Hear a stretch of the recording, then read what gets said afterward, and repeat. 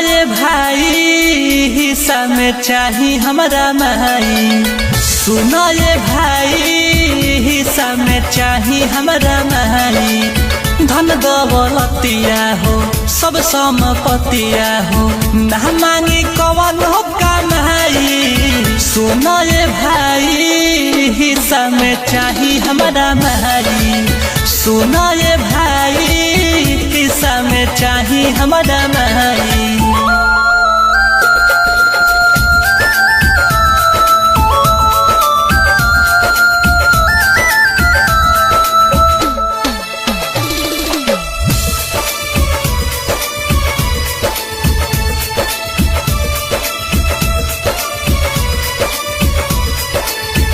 कैला अलग हमके नून रोटी खाइब हो। माई बाबूजी के संगे जीवन बिताइब हो।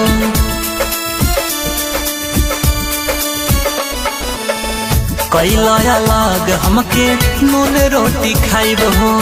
माई बाबूजी के संगे जिंदगी बिताइब हो।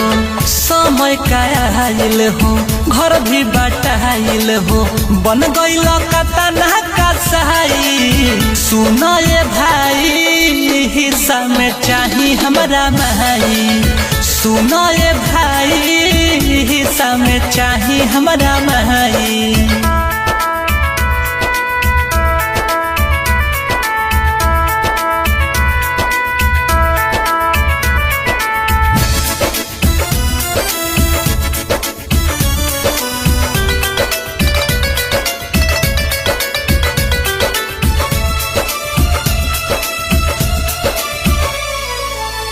मेहर के कहला में कैल दरार हो। तोड़ दिले बड़ा सब भाइयों से प्यार हो।